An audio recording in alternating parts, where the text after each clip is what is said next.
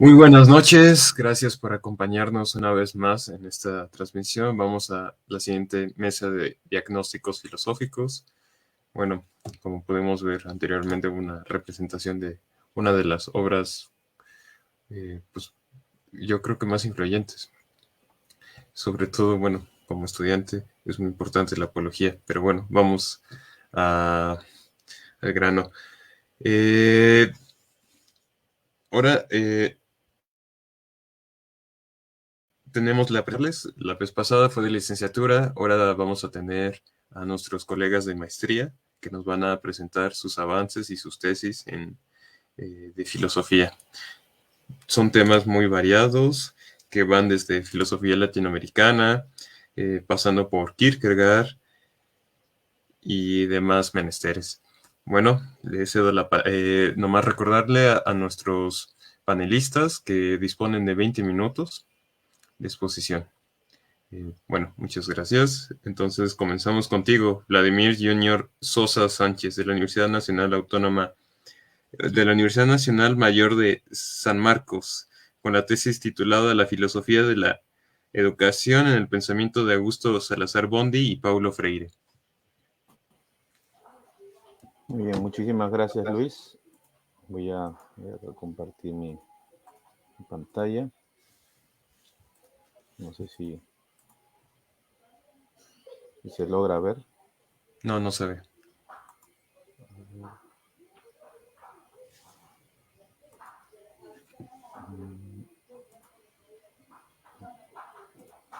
A ver, un poquito. Ya, sí.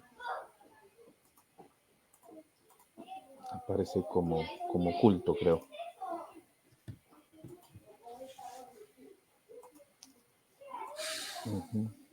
Ya. Bien, bueno, aparece ahí, está detrás de bambalinas todavía, la pantallita. Ahí está. Sí.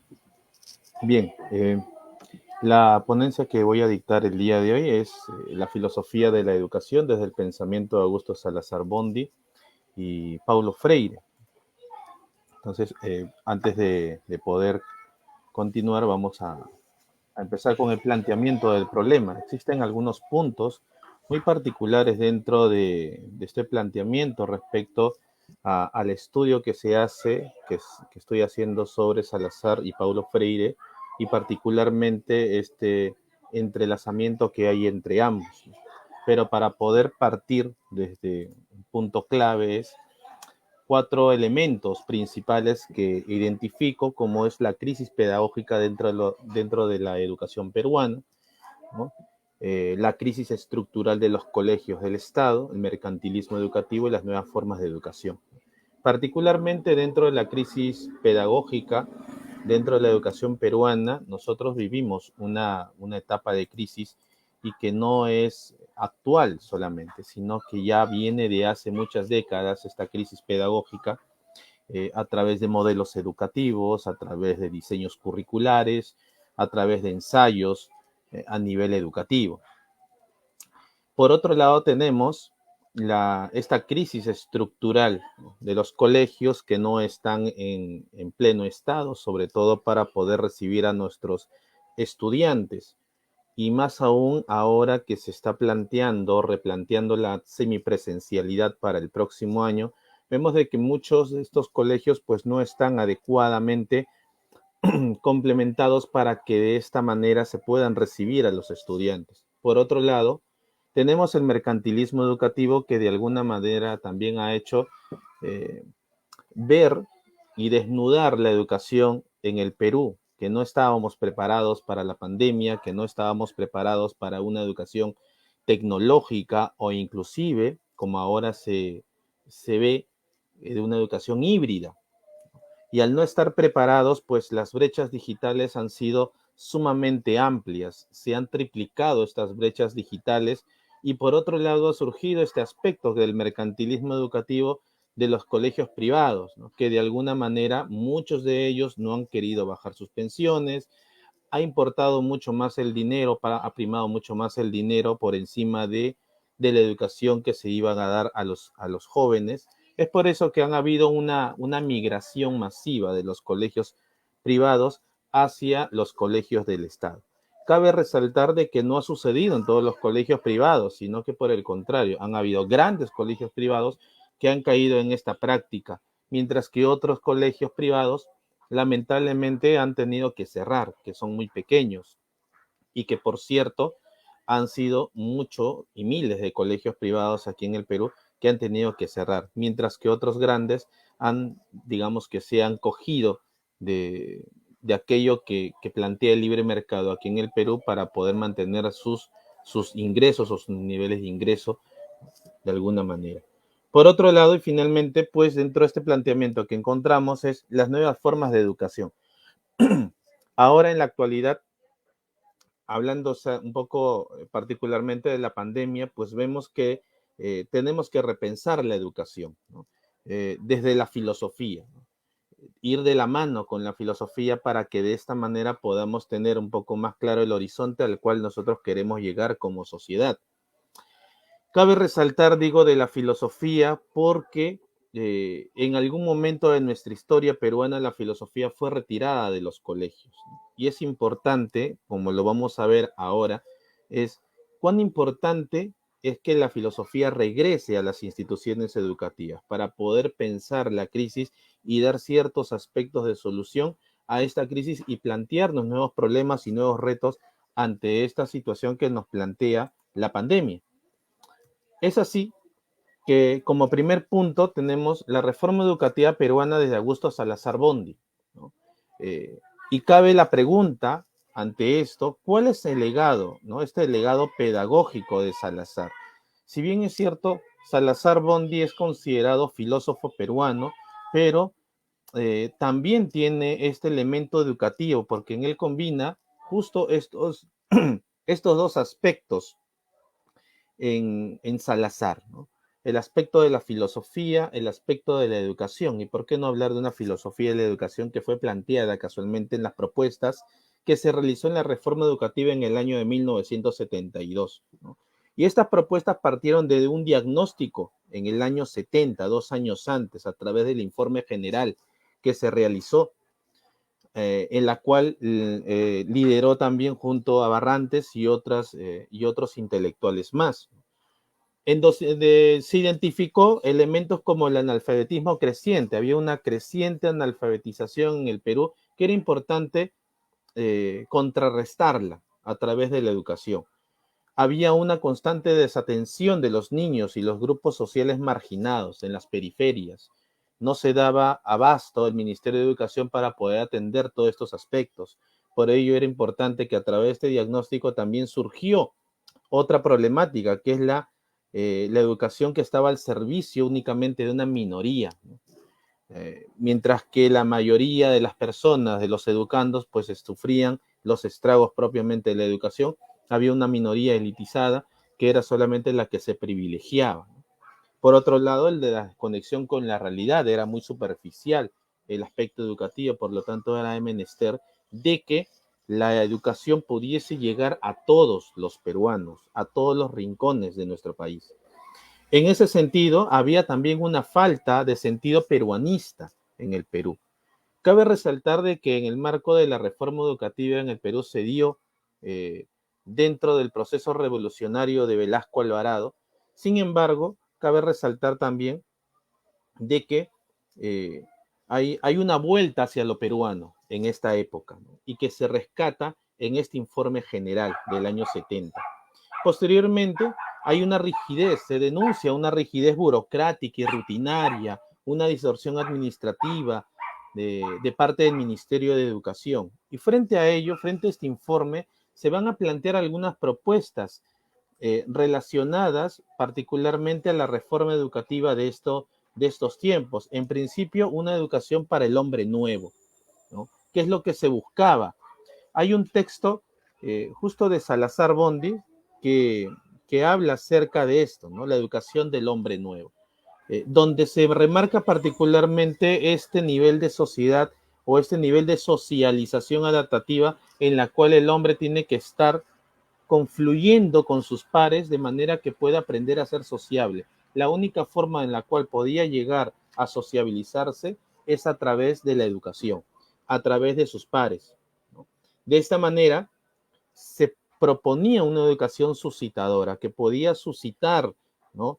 eh, la libertad hasta cierto punto entre el educador y el educando, donde la educación tenía que ser, era importante que sea de manera horizontal, que dejemos la verticalidad, que por el contrario hacía muchísimo más daño, que el profesor se tenga que bajar del pedestal para que de esta manera pueda aprender con el estudiante. Y es una de las cosas en las cuales van a concordar con Paulo Freire.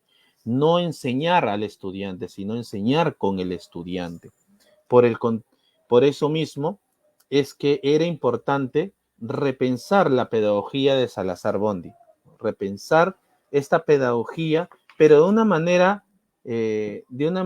no del año 72 en la cual se escribió, sino que rescatando ciertos elementos del año 72, ¿no? O el año 73, o las obras póstumas que de él también se han desprendido, sino rescatar esta pedagogía de Salazar hacia el siglo XXI, utilizando todos los elementos propiamente de, de, de nuestro siglo, las redes sociales, las nuevas formas de educación, pero siempre teniendo en cuenta y como base una educación filosófica, que es lo que nosotros necesitamos.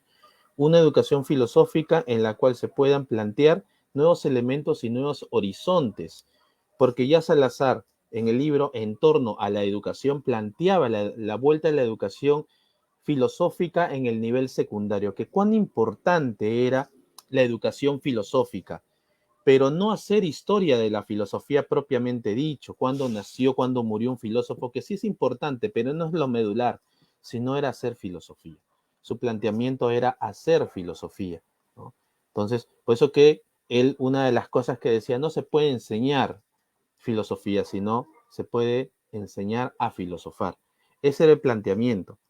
Por otro lado, hay otros filósofos en la actualidad que apoyan este mismo discurso, como es Jordi Nomen Recio a través del Niño Filósofo, o Eduardo Infante, La filosofía en la calle, donde se da esta conjugación donde los estudiantes puedan entrar en contacto con la realidad, no solamente con la abstracción, sino con la realidad, con nuestra cotidianidad, de manera que nosotros pensemos en estudiantes con pensamiento crítico, como lo plantea también José Carlos Ruiz en los libros El arte de pensar.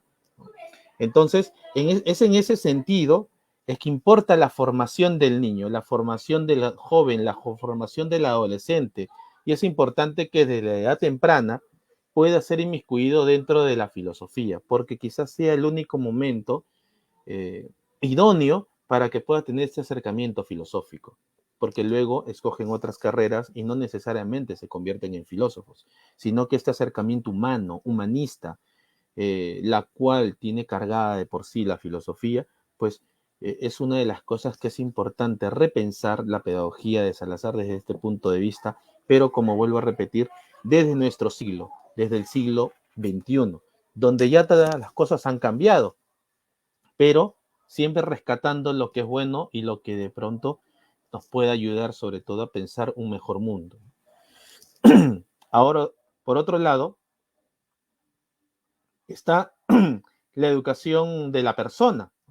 Dentro de la educación de la persona, de Augusto Salazar Bondi, es importante eh, este problema de la educación, ¿no? Este problema de la reforma, no solamente, sino el problema educativo mismo, donde los estudiantes puedan pensar y puedan ser partícipes de su propia educación, donde las autoridades educativas tengan que tener un criterio claro respecto a la forma de educación. Por otro lado está la figura del educador y el educando, donde no tenga que ser un elemento vertical, sino que por el contrario, sea una educación horizontal, una educación donde ambos aprendan, ¿no? Donde no el profesor no esté pues a una altura insuperable, donde el estudiante no pueda llegar, sino como la figura de Sócrates. Esta figura rescatable de Sócrates donde él dialogaba con sus estudiantes a la misma altura, ¿no? Y se repreguntaba sobre las cosas cotidianas de la vida, ¿no? Entonces, es importante repensar y ver, y nuevamente hacer bajar la filosofía, la educación, pues al llano, de manera que podamos tener este ejercicio constante, este ejercicio dialógico, como va a hablar Salazar Bondi, con el estudiante.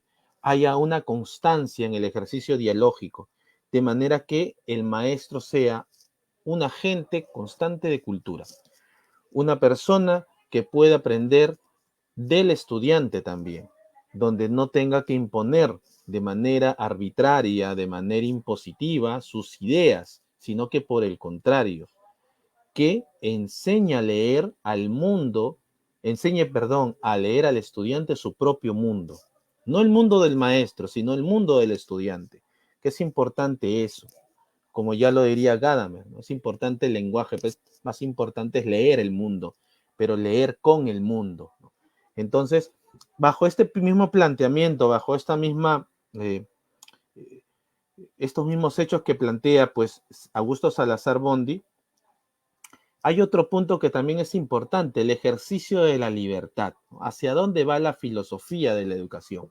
La filosofía de la educación debe ir hacia un ejercicio pleno y constante de la libertad, porque no podemos hablar de educación si todo está sometido hacia una obediencia ciega, sin cuestionamiento alguno, sino que por el contrario, tiene que estar sometido a la libertad, al cuestionamiento, al hecho mismo de que este ser personal del educando no se vea vulnerado, sino que por el contrario tenga voz, tenga voto, tenga esta apertura para poder decir también lo que piensa y ser partícipe dentro de los aspectos educativos, de que no solamente dentro de la educación o dentro del ministerio esté únicamente colocado a los técnicos nada más que de pronto ni siquiera conocen el aula, sino que se involucren a los maestros de planta, que se involucre dentro de las tareas educativas propiamente a los maestros que han pasado por el aula. Por eso, un ministro de educación tiene que haber sido un maestro de planta y tiene que pasearse por todos los colegios y saber la realidad, porque muchas veces cuando se acercan a los colegios únicamente se ve la cara bonita, pero no muestran lo que está detrás de ella. Por eso es importante que se plantee y se mire esta filosofía de la educación de una manera más humana, no una manera técnica, sino necesitamos humanismo y necesitamos de las humanidades dentro de la educación, particularmente peruana y latinoamericana, donde podemos ser una sociedad más libre, más justa, de manera que podamos pensar todos juntos, no como un individualismo, sino pensar en comunidad. Ahora bien, estos educandos del siglo XXI, ¿cómo son los educandos del siglo XXI y cuáles son los planteamientos que da o que nos hace ver en este caso pues Salazar Bondi? Pues ante estos nuevos escenarios educativos, es importante señalar que la pandemia nos ayuda a replantearnos las nuevas tareas educativas desde los propios cimientos. No ya, no solamente ya ahora rellenar cuadernitos, sino a pensar de una manera ya digital, a enseñar a meternos a la caverna y sacarlos a los alumnos de esa misma caverna a veces ensimismada y llevarlos quizás a dialogar, a discutir, a cuestionarse, pues a través de las redes sociales, a través del Twitter, a través del Facebook, del WhatsApp, utilizando los medios digitales. Este mismo hecho y este mismo espacio también que tenemos ahora también nos ayuda de alguna manera también a replantearnos esta tarea educativa, ¿no? Yo en Perú, ¿no? Luis Adrián y todos los compañeros de la Comercio en México, ¿no? Entonces, utilizar estas mismas herramientas como las venimos haciendo, pero también a nivel escolar, de manera que podamos romper las fronteras y hacer filosofía globalizada, hacer filosofía y pensar todos juntos un mundo mejor. Entonces, por eso es que esta tarea educativa de los educandos del siglo XXI nos ayuda pues también un poco a redescubrir la importancia problematizadora, creativa y reflexiva en torno a las nuevas tecnologías. Por otro lado, no sé si me avisan cómo voy con el tiempo. Eh, por otro lado, ¿no? Tenemos esta propuesta también pedagógica de Paulo Freire acerca de una educación liberadora, ¿no? Que es lo que también hablaba Salazar Bondi, ¿no? Acerca de la liberación a través de la educación. Y Paulo Freire en todos sus textos, como en La pedagogía del oprimido, Cartas a quien pretende enseñar, ¿no? La educación como práctica de la libertad, entre otras, pues se plantea pues esta tarea del maestro, la educación liberadora, cuán importante esa tarea en la cual la libertad es exactamente la lucha para restaurar o instaurar el placer de ser libre que nunca acaba, dice Freire, ¿no? Siempre, nunca termina, siempre, siempre comienza, siempre constantemente comienza esta educación liberadora. Por eso es que Freire sostiene que un educador tendrá, tendrá que desafiar la libertad creativa de los estudiantes, ¿no? Y estimular sobre todo la construcción de una autonomía de ellos. Por eso es necesario que el docente, el profesor, entienda que la auténtica práctica del educador consiste particularmente muchas veces en negarse a asumir el control de la vida y los sueños de los alumnos por, eh, para evitar este paternalismo, sino que hay que enseñar a los estudiantes a pensar por ellos mismos, a pensar de que ellos también pueden pensar, ¿no? A enseñarles. Es por eso que es importante una educación con capacidad filosófica, ¿no?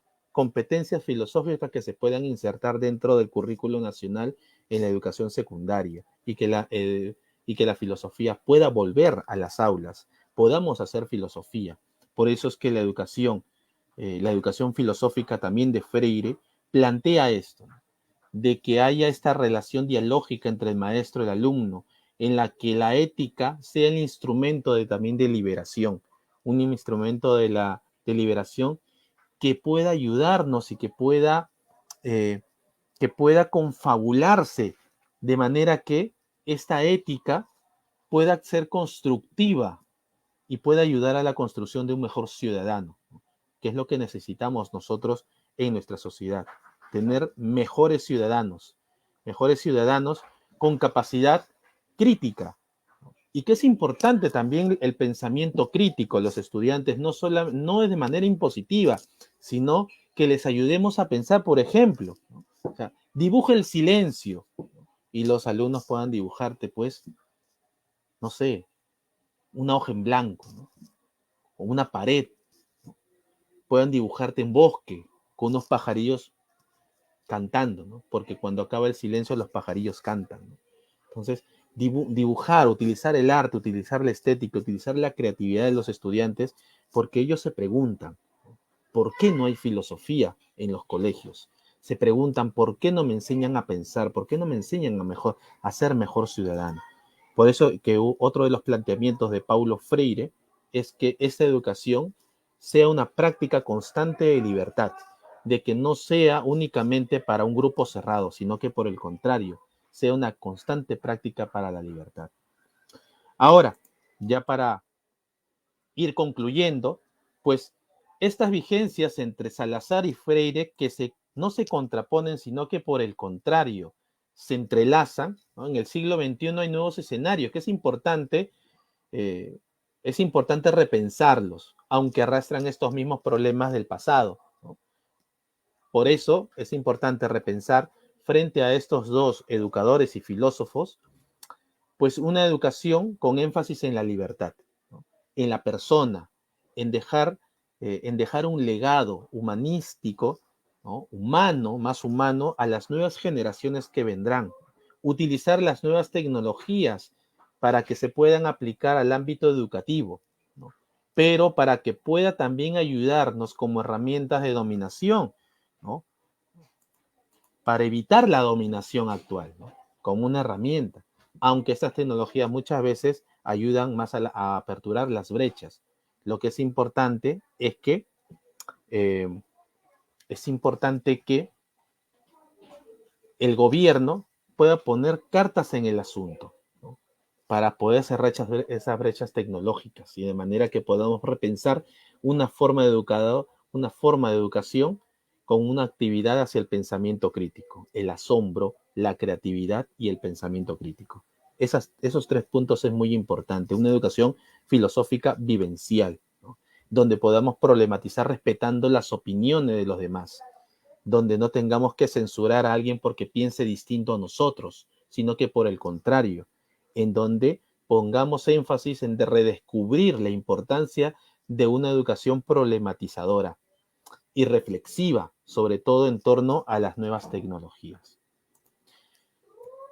Algunas conclusiones preliminares es que es preciso que la educación debe formar al hombre nuevo, pero de manera integral, utilizando todas las herramientas posibles en la actualidad, sin imposiciones, sin, eh, sin imposiciones ideológicas, sin adoctrinamiento, ¿no?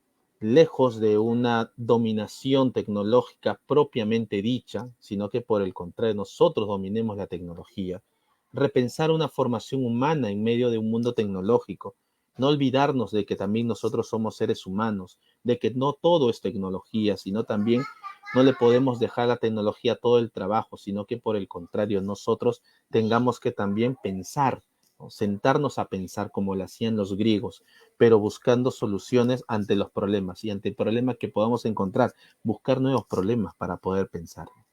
Redimensionar esta capacidad del pensamiento crítico, de manera que la educación debe ser un instrumento para la liberación, frente a cualquier tipo de opresión actual y no de opresión también.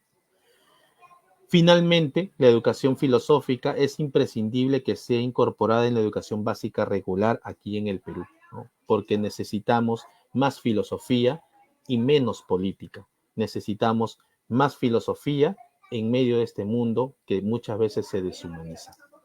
Muchísimas gracias.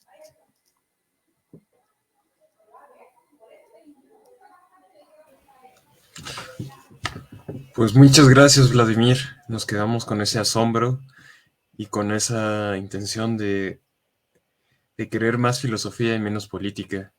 De esta manera pedimos al público que a través de su asombro nos hagan preguntas acerca de la propuesta de Vladimir y de otros ponentes que vamos a tener.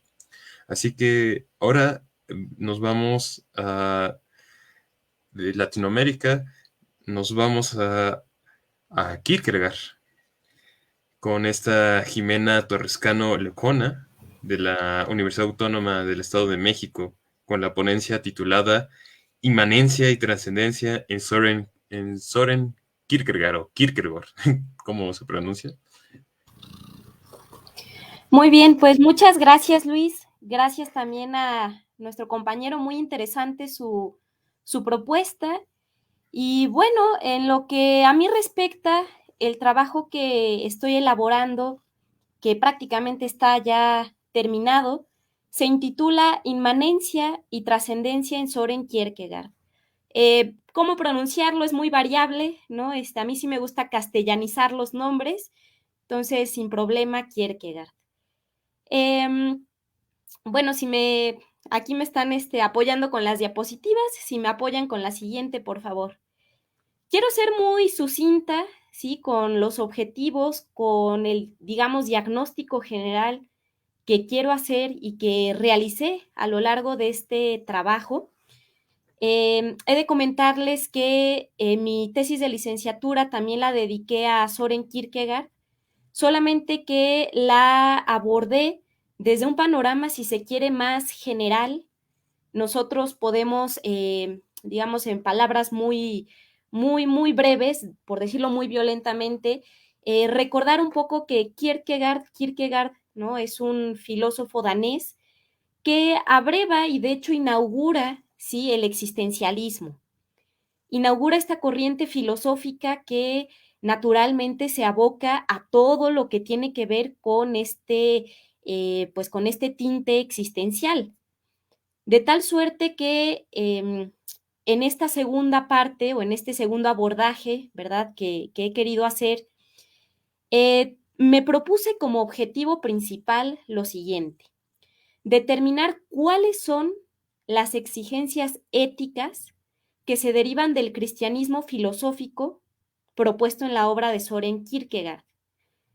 Cabe mencionar que Kierkegaard, bueno, por muchas otras razones me resulta un filósofo fascinante porque hace converger filosofía y teología, ¿cierto? Y en esa medida, mi objetivo a lo largo de la investigación ha sido esto: dar cuenta de cuáles son esas exigencias éticas.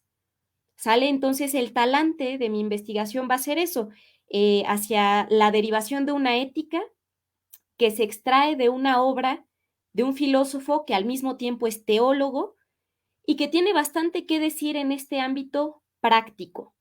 No perdamos de vista esto, ¿no? Como existencialista, pues por supuesto que le va a interesar la existencia, ¿no? Lo práctico, aquello que de cierta forma nos interpela de manera directa e inmediata.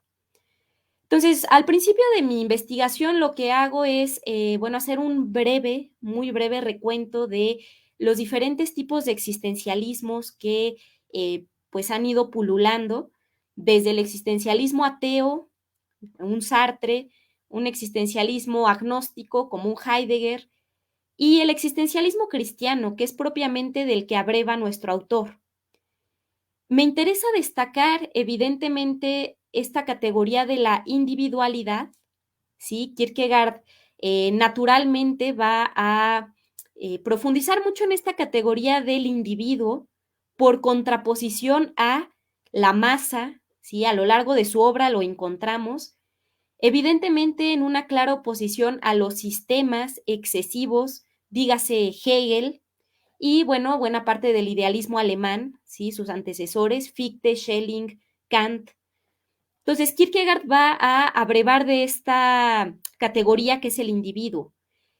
Y lo que a mí me interesa a lo largo de la investigación es detectar entonces cómo es que converge en ese individuo, ¿sí? Esta serie de exigencias éticas que recién mencioné, exigencias éticas que derivan de su propuesta filosófico-teológica general, ¿no? Porque la obra de Kierkegaard, bueno, dicho sea de paso, es polifacética, no por nada está lleno de seudónimos, aproximadamente 20, y bueno, uno tiene que estar ahí, como él mismo dice, con ojo de lince, bien atento, para ir dando cuenta, ¿no? En qué momento nos está llevando a lo que precisamente él pretende, ¿no? Una ética. Esto es lo que yo no quiero perder de vista, ¿no? Una ética que se deriva incluso de nociones teológicas o religiosas. Obviamente, a lo largo del texto, pues rescatamos estas nociones del cristianismo. Recordar que Kierkegaard practicaba la religión cristiana en su modalidad reformada. Él leyó a Lutero, a Calvino, y bueno, en ese sentido va a elaborar su filosofía también en este tenor. Doy cuenta también a lo largo del trabajo de esta verdad vital, ¿no? Una vez más, ¿no? El existencialismo se aboca a eso, a lo que nos interpela de manera directa. Entonces, esta verdad vital en la que los individuos no pueden ser sustituidos ni abstraídos por la generalidad del sistema. Es un poco lo que mencionaba hace unos momentos. ¿Sí? Va a haber una beta de carácter ético que en ese sucederse y en ese compaginarse, inmediatamente nos vamos a abstraer de ese sistema, que para Kierkegaard, ojo, no necesariamente es el sistema como lo entendemos hoy día, ¿verdad? En nuestra época contemporánea.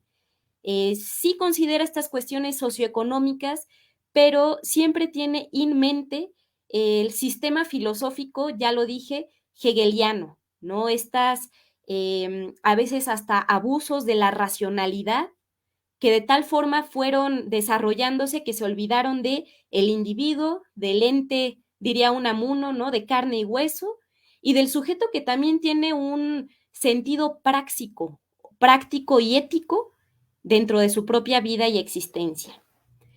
Y bueno, en ese sentido, elaboro brevemente, ¿verdad?, a los primeros capítulos del trabajo, los 3 estadios que lo hago muy brevemente porque, como mencioné, esto ya de manera más profunda lo realicé en la tesis de licenciatura, para posteriormente, bueno, acudir a una introducción. No sé si me apoyan con el cambio de página, bueno, aquí de diapositiva.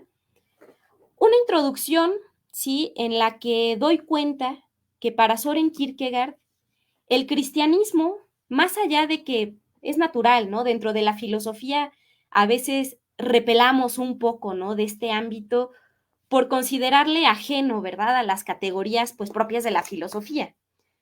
Lo que va a hacer el danés, el filósofo danés Kierkegaard, precisamente va a ser retomarlo desde su expresión vital, desde su expresión existencial. No va a dejar de apuntar entonces a el faro axiológico, es decir, a estos valores que del mismo se pueden derivar, y obviamente nos va a proponer una perspectiva existencial, ¿no? Que va a abrevar en la vida misma, ¿sí? En el sentido humano netamente inmanente, y he aquí los términos que yo he utilizado porque la tesis la intitulo así, inmanencia y trascendencia, como dos polaridades que de cierta forma no son antitéticas, al contrario, son complementarias, ¿no? Entonces, dar cuenta de esto, ¿no? En su sentido inmanente humano, también nos permite apuntar hacia un horizonte trascendente, abierto. El existencialismo no nos deja de señalar cómo somos proyectos, individuos en constante apertura al horizonte, en una construcción o lo que me gusta llamar ontología militante. ¿De acuerdo? Entonces, en ese tenor, dedico la introducción a ello, ¿no? Dar cuenta de que voy a estar usando categorías filosóficas, pero que naturalmente no están cerradas a la expresión teológica del propio autor, ¿sí? Porque más adelante vamos a ver cómo hay ciertos conceptos muy específicos, muy concretos del corpus kierkegaardiano.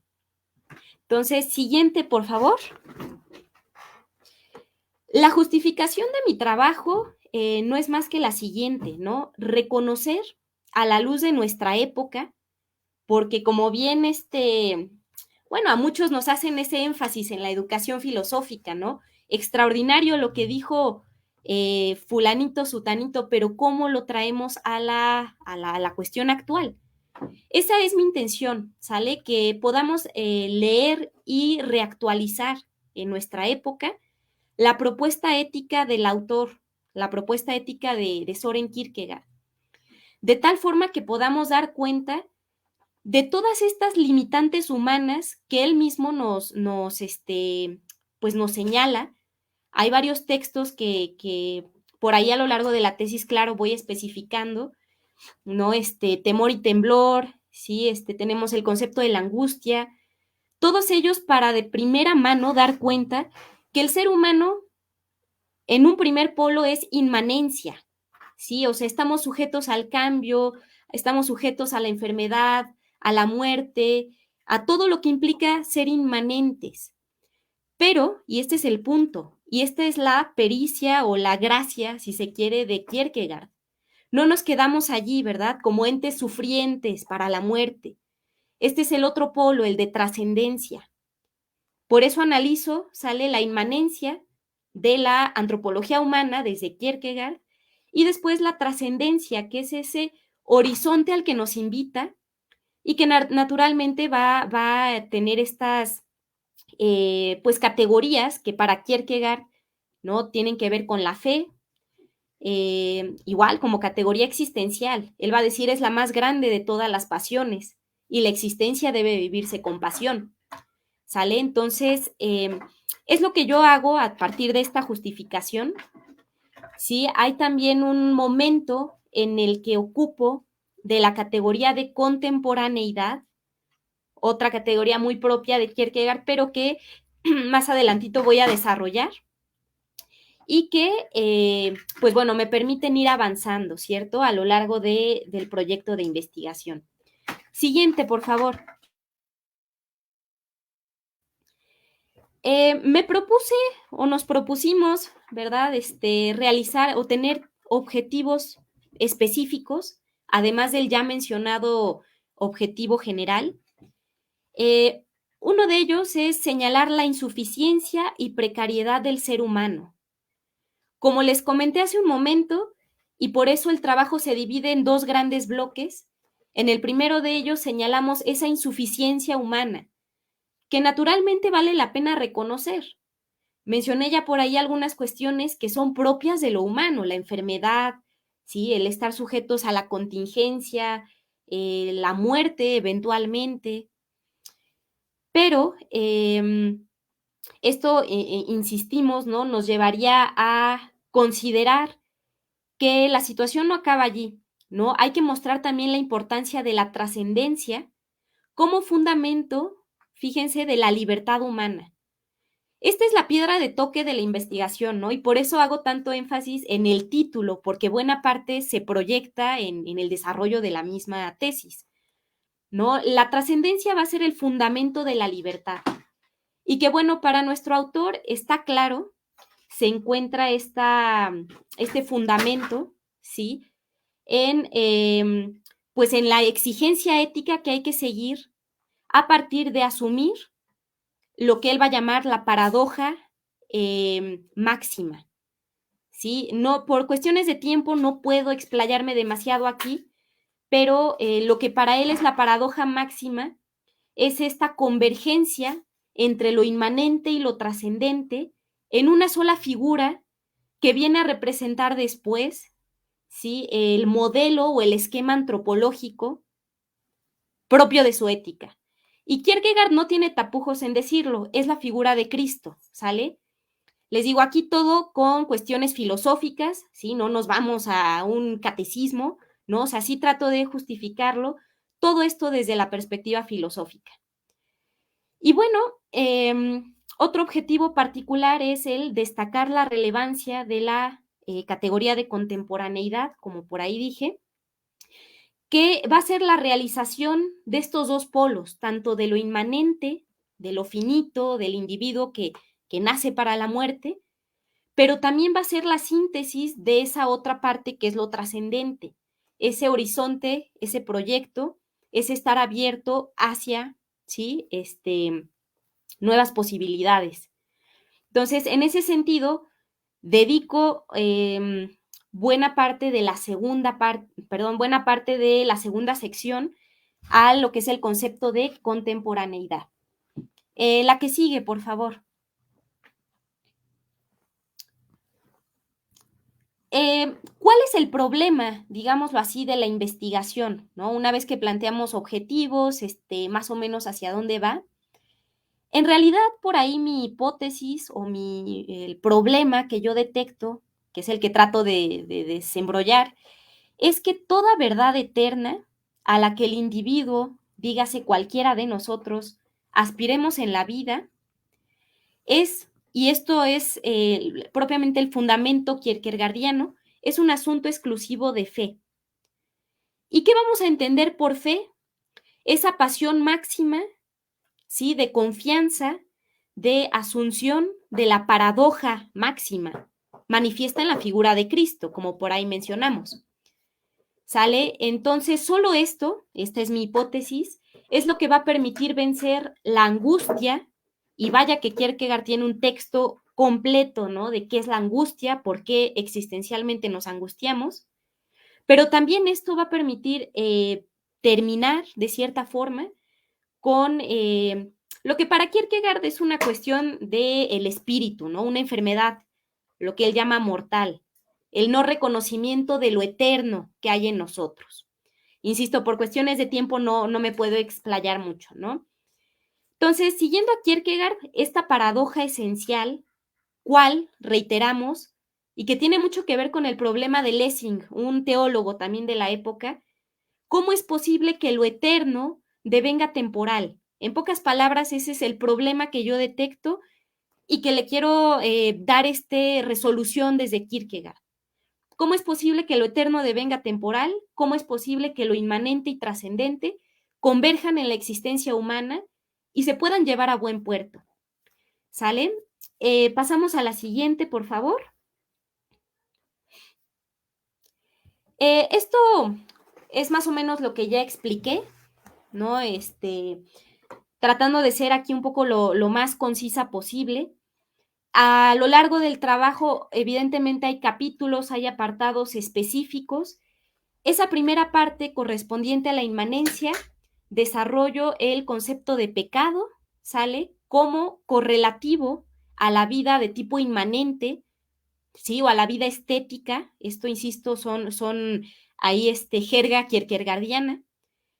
De tal forma que se tiene que llegar a un punto de escándalo, otra categoría kierkegaardiana, y que una vez se llegue a ese punto de escándalo, de hastío ante la existencia, de cansancio, ¿sale? Es necesario dar ese salto hacia lo trascendente. ¿Y cuál va a ser esa bisagra? El concepto de contemporaneidad, que por acá ya expuse, ¿no? Entonces, la tesis a grandes rasgos se divide en dos. La parte de lo inmanente, analizamos todo esto que somos humanamente hablando, pero que se queda en ello. Y la segunda parte, apostando a esta ética, no perdamos de vista que es un trabajo de carácter ético, apostando hacia una ética de la trascendencia, hacia una ética en la que evidentemente hay que dar ese salto de fe y hacia esa ética que, de acuerdo al autor, nos va a conducir a una vida, si no plena, medianamente feliz, ¿no? Que para los existencialismos, al menos el de tipo cristiano, tiene esta finalidad, ¿sí? De por ahí, quizá mostrarnos algunos pautas, caminos, que ya si la libertad de cada uno lo desea, podemos seguir. La que sigue, por favor.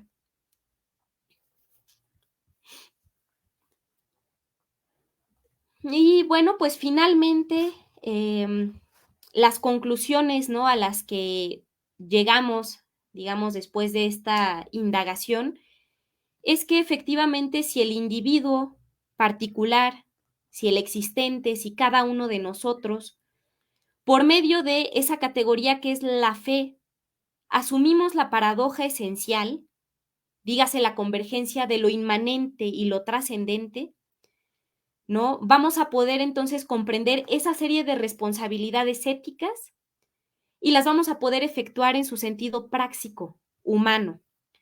¿Sale? Si logramos comprender estas mandas ético-religiosas, porque Kierkegaard no deja de ser teólogo, estaremos efectuando en cada uno de nosotros, ¿sí? Desde este locus epistémico, que es la metafísica de un ser, de que somos seres participados, ¿sale? Para desenvolvernos, perdón, de acuerdo a aquello a lo que estábamos destinados, ¿sale? A desplegar, a potenciar. Entonces, en ese sentido, pues es un análisis antropológico con tintes teológicos que naturalmente pues busca justificar cómo es que sí hay ética en Kierkegaard y cómo es que sí se puede aplicar a nuestra época contemporánea. Entonces, bueno, por mi parte sería todo. Muchísimas gracias. Pues muchísimas gracias, Jimena. Nos dejas con la actualidad del pensamiento de Kierkegaard. Y bueno, vamos a la siguiente exposición, esta vez de Omar Narciso Hernández Ramos, de la Universidad Hebraica, con la ponencia titulada Presencia y Acontecimiento. Hola, muy buenas noches a todos. Gracias a los compañeros que pasaron anteriormente, igual a Luis por la presentación. Bueno, esta presentación o esta pequeña exposición tocas un punto medular que me parece importante. ¿Por qué? Porque, bueno, de mi investigación, pero hay algo que quiero resaltar antes de comenzar en esta exposición. En consonancia de que estamos con el Día Internacional de la Filosofía, lo que yo trabajo, me especializo es en filosofía judía, en particular en la obra de Martin Buber, y es una filosofía bastante singular porque es una filosofía que se gesta, sí, dentro de un pensamiento arraigado al Medio Oriente, pero que convive y cohabita con el pensamiento occidental, ¿no? Entonces me gusta pensar que es una filosofía como puente y relacional, como, a diferencia de la denominación dialógica que se le da, y justamente el elemento de singular de la obra de Martin Buber se gesta sí en la relación con el otro, pero de una forma bastante singular que se distingue de otras filosofías judías, como puede ser la de Franz Rosenzweig y posteriormente la obra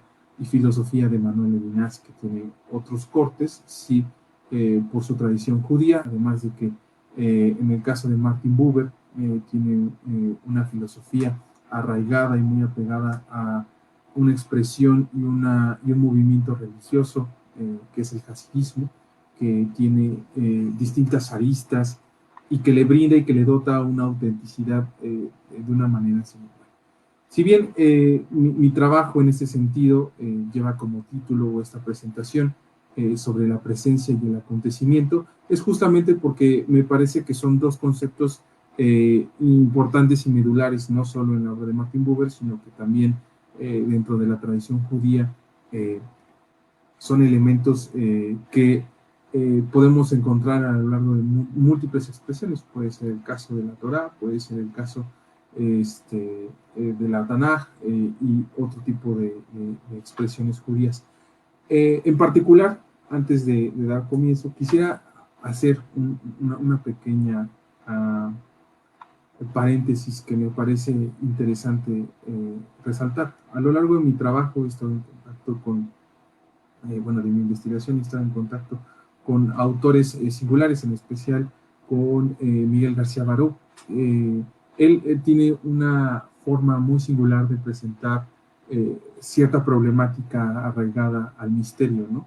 Y que justamente hace un análisis singular y una categorización de elementos epistemológicos en torno a cómo podemos comprender la idea del misterio y cómo el misterio puede entrar bajo estas categorías de la presencia y el acontecimiento.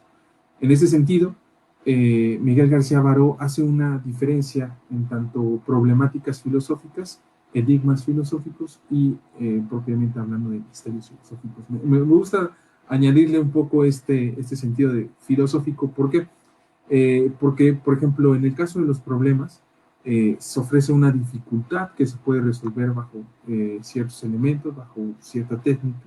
El enigma corresponde a otros elementos en los cuales la episteme tiene un lugar singular y también, por ejemplo, Miguel García Baró hace justamente estas acepciones con respecto a la cuestión del otro y la otredad, en la forma en la cual se puede presentar como un enigma el otro, pero al sentido singular y al sentido particular que yo le quiero dar a esta presentación es al sentido del misterio, que Miguel García Baró hace referencia en que el misterio acontece como un exceso de sentido, como una totalidad excedente, y que justamente tiene esta categoría de acontecimiento porque se incrusta en una vivencia y una experiencia bastante singular en la manera en la cual el misterio es inesperado, pero al momento en el cual ocurre es inolvidable.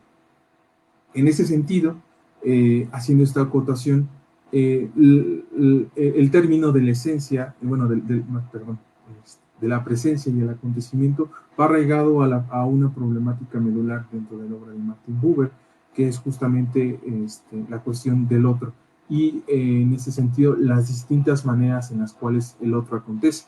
Pero me voy a centrar específicamente en el otro humano, en ese sentido, ¿no? Y cómo Martin Buber articula o teje desde su religiosidad judía, desde su pensamiento judío, varios elementos que son muy singulares dentro de su expresión y de su pensamiento para postular una idea del otro. Y en este sentido se va a entender la idea de la presencia y el acontecimiento. Una de las sentencias arraigadas en su obra en particular, me voy a estar remitiendo a Joy Tu de 1923, es la sentencia de decir que al principio está la relación. En ese sentido, comprender que al principio está la relación es una ruta bastante singular en la cual Buber, dentro de esta comprensión y dentro de estos postulados antropológicos, sitúa al ser humano como un ser entregado y arraigado a la relación por principio. en el sentido en el que está abierto para la relación. En ese sentido, Martin Buber nos transporta a la vida del ser humano primitivo, en la cual él lo denomina así: lo que acontece es presencia. Pero ¿en qué sentido se entiende esta presencia? Para el ser humano primitivo, los fenómenos naturales se manifiestan como una presencia que parece que se dirigen a ellos. Y esto lo podemos corroborar en los distintos mitos que podemos encontrar dentro de distintas culturas humanas, donde las manifestaciones culturales están dotadas de una personalidad que participan y constituyen el mundo entretejido de relaciones. Por ejemplo, la relación entre la lluvia y la tierra, en su conjunción relacional, en donde el producto de esta relación es la fertilidad, entendiéndola desde el punto de vista mítico.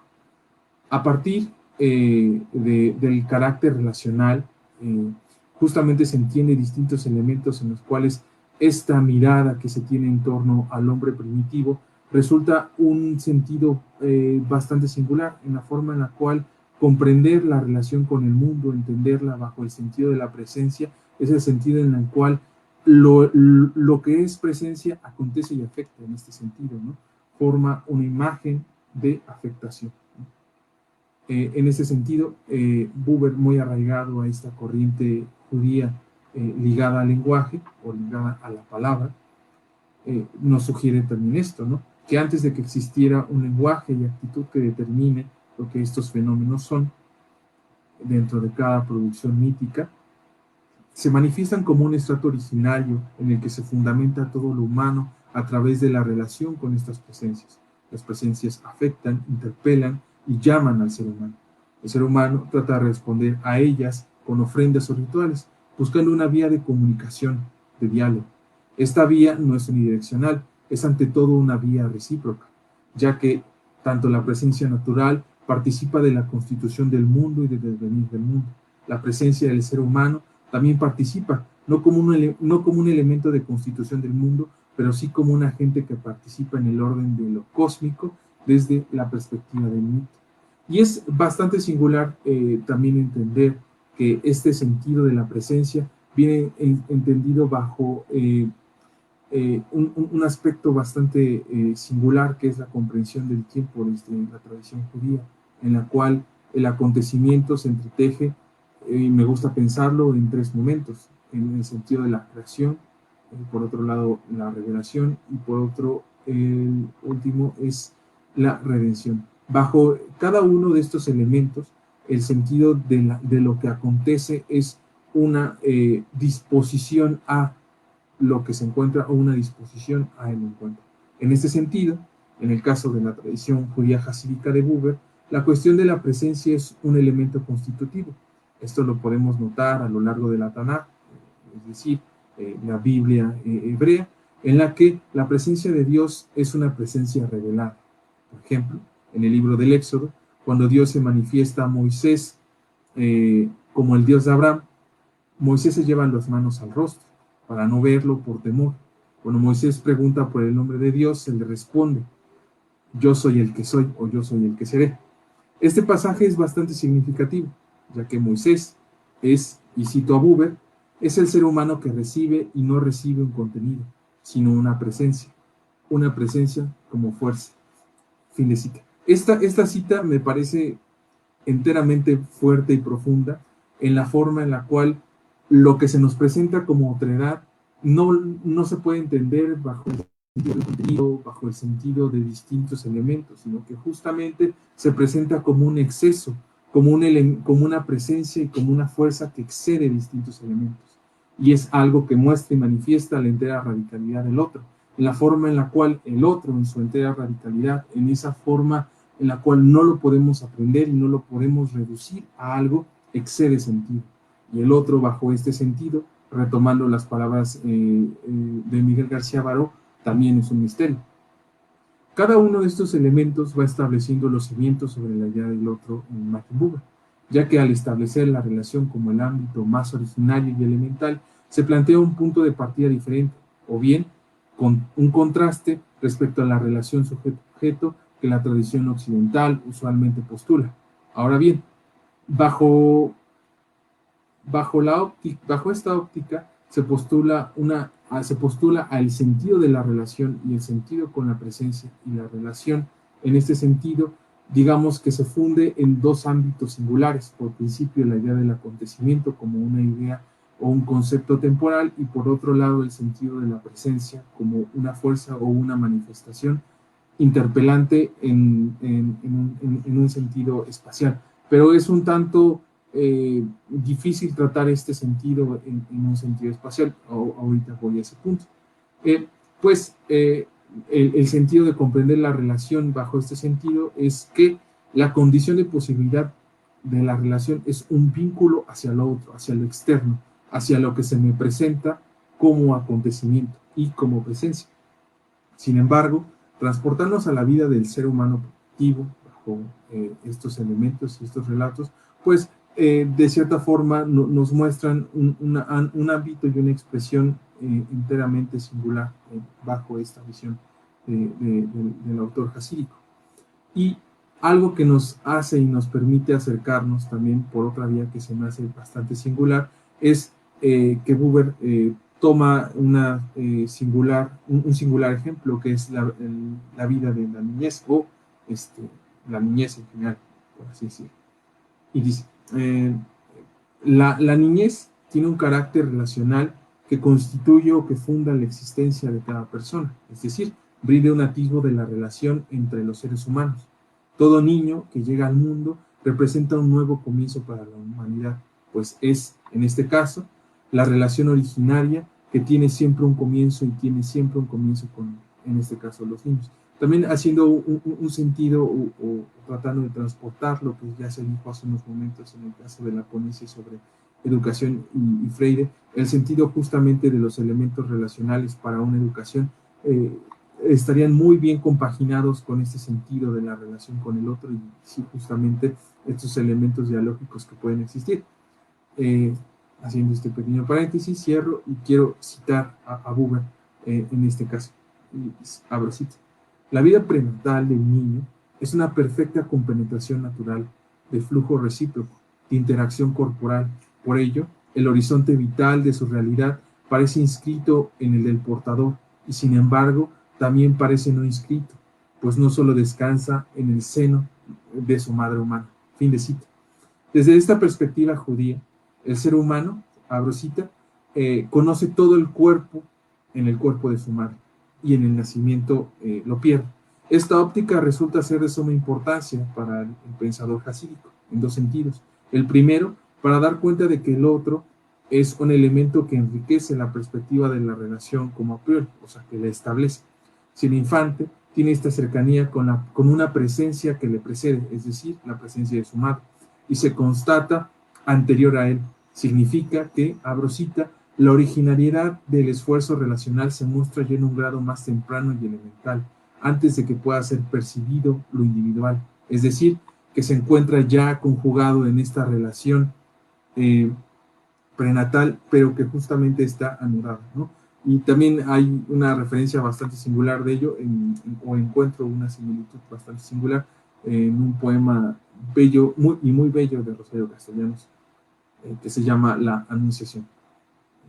En este sentido, en este tenor se incorpora otra forma de lo que Buber denomina la otredad, o para poder contener este sentido o este concepto de la otredad, ocupando el sentido de la partícula o el tú, lo que él denomina el tú en este sentido. Y ahí vuelvo a citar a Buber en este caso y se menciona. Al comienzo está la relación como categoría del ser, como disponibilidad, forma incipiente, modelo anímico, el a priori de la relación, el tú innato. Fin de cita. Este concepto del tú innato representa toda posibilidad de la relación con el otro, es decir, que la forma en la cual yo me puedo relacionar con el otro a través del diálogo, a través del encuentro, es una forma en la cual este exceso de sentido que representa el otro representa un límite y un aspecto singular con la existencia. Y este sentido que viene atisbado a través de la tradición judía funda justamente el sentido de la relación y de la presencia del otro. En ese sentido, para tratar de ahondar un poco más, si es que me queda un poco de tiempo, respecto al sentido del acontecimiento, Me gusta repasar este elemento singular, por ejemplo, en el sentido de que la relación específica entre el hombre y Dios se encuentra revelado en la forma en la cual la creación es la actividad en la cual Dios puso bajo su voluntad esto que es lo creado, el mundo y demás, y que justamente estar en relación con ello me pone en relación con otro, con otra voluntad pronunciada. Y en ese sentido, no solo ello, sino que el sentido de la revelación, por ejemplo, tomando este pasaje de Moisés en el encuentro con Dios, justamente también es ese sentido, ¿no? El aspecto y ese exceso tan grande que es la presencia de un otro que acontece a través de esta imagen tan fuerte que es responder y la respuesta de Dios como una revelación y un sentido y un acontecimiento que atraviesa y que se vuelve, como lo decían al principio, algo inolvidable. Y por otro lado, en ese sentido, transportado en el sentido de que también lo que acontece está arraigado justamente al sentido del porvenir, es decir, al sentido de la redención. Entonces, cada uno de estos elementos se enuncia bajo cierto sentido y un elemento que distingue a la obra de Buber de forma singular, que es que la cuestión del otro y en un sentido singular, el otro está atravesado bajo estos tres digamos, elementos temporales, estos acontecimientos temporales, pero en particular arraigados a través de una manifestación y una expresión temporal que es la de la profecía. Y en este sentido, para cerrar justamente este elemento, el elemento de la profecía justamente viene señalada y viene atestada el sentido tan singular en el cual el otro y su manifestación como acontecimiento es algo que se encuentra ya arraigado en el sentido del porvenir. Y justamente esta filosofía, en particular las filosofías judías o de corte y de pensamiento judío, tienen esta mira y esta mirada hacia el porvenir como una actividad y una posibilidad que le cabe a todo ser humano en un sentido universal. Pues a mi manera de comprenderlo, estas filosofías tratan de celebrar el sentido y la posibilidad humana con miras hacia un porvenir. Y justamente pensando en ese sentido en el cual esta forma de pensar arraigada en Medio Oriente comparte un sentido muy universal y en tenor de este día en el porvenir de mirar hacia posiblemente un mundo mejor. Y con eso cierro mi participación. Muchas gracias.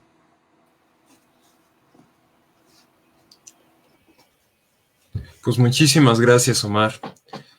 Creo que continuamos con este pensamiento existencialista y bueno, ahora vamos a cambiar un poco hacia, hacia Aristóteles. Que uno, pues bueno, creo que sobran palabras para hablar de ese filósofo. Y nos lo va a presentar Uriel Ulises Bernal Madrigal de la Universidad Michoacana, con la tesis titulada Consideraciones aristotélicas sobre logos, entendiendo como razonamiento. Wow, qué tema.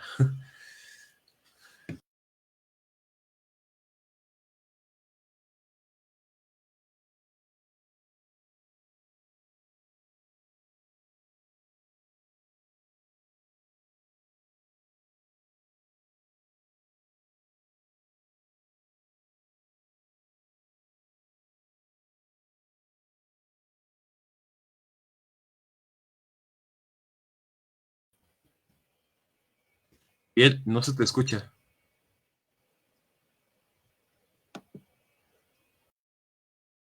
Del pensamiento aristotélico a la luz de su pues concepción de logos. Es un concepto de logos, desde luego, bastante polisemántico en términos generales en el pensamiento griego clásico y en particular lo es en Aristóteles. Entonces, el acercamiento a este concepto viene desde el interés por la retórica, o el tema de la retórica, en el pensamiento tanto de Platón como de Aristóteles, en la licenciatura y ya en la maestría únicamente centrado en Aristóteles. ¿Qué fue lo que se planteó en este trabajo? Bueno, básicamente se plantea un estudio justo de este concepto de logos entendido como razonamiento. ¿Por qué la acotación? ¿Por qué la especificación? Porque el concepto de logos, al menos en Aristóteles, se puede entender en varios sentidos, es justamente la idea, ¿no? Y en varias dimensiones, en varios niveles, digamos, temáticos también. En términos de razonamiento, tendrá ciertos campos, ciertas aristas a considerar, pero también se le puede entender en términos de propiamente lenguaje o habla como tal. Es decir, un nivel incluso anterior al nivel que pudiéramos denominar lógico, es decir, del razonamiento.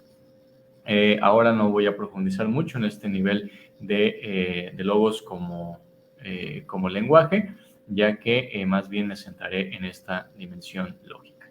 Bueno, dicho esto, los textos clave para entender esta noción en Aristóteles, en ese nivel lógico, son desde luego que los tratados justamente de lógica, el famoso Organón, pero no solo ellos, sino que también la propuesta en este trabajo es hacer un estudio de varios textos importantes del corpus, rastreando esta noción, incluso así como razonamiento más allá del órgano.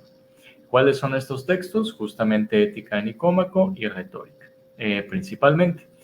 ¿Por qué? Porque ahí vamos a ver otras formas o tipos de logos en tanto razonamiento que el propio Aristóteles va desarrollando en el desarrollo mismo, valga la redundancia, del corpus.